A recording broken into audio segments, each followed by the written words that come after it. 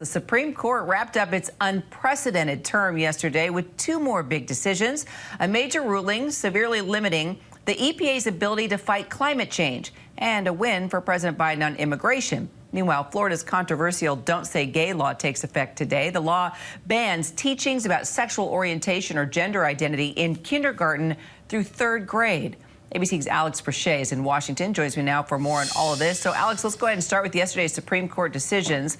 The conservative majority ruling to end the Remain in Mexico policy. Let's talk about how the White House is reacting to this victory and what's next. Well, this is big for the Biden administration, and certainly this is the decision that they were hoping for.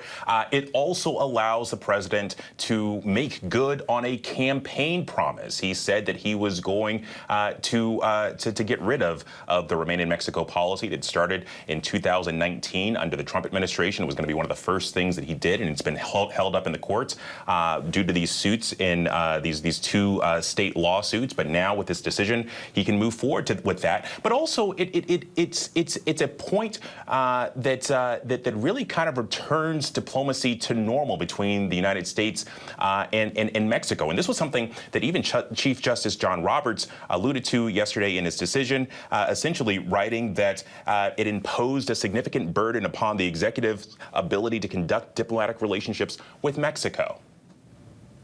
So, Alex, the president has said that this ruling in West Virginia now, let's move on to the EPA, the climate change policy.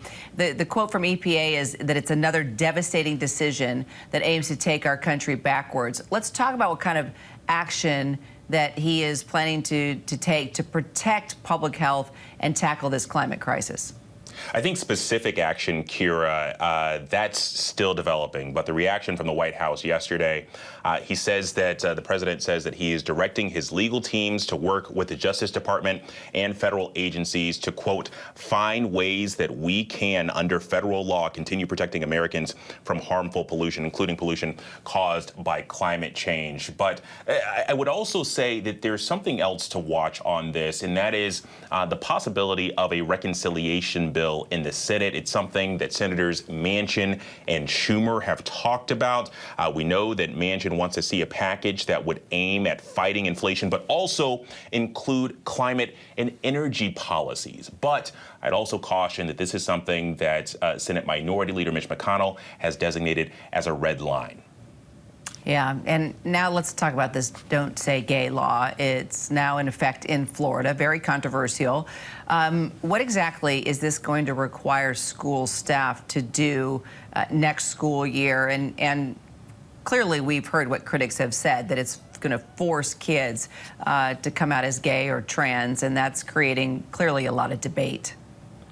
Well, Kira, so it's technically called the Parental Rights and Education Bill, but it's been dubbed as the Don't Say Gay Bill because it bans classroom instruction on sexual orientation or gender identity in kindergarten through third grades. But there's also kind of this vagueness to it in that it states that any instruction on those topics cannot occur in a manner that is not age appropriate or developmentally appropriate for students in accordance with the state standards. And so that's why you have those worries from some that this would force kids out or force them not to talk about their home life.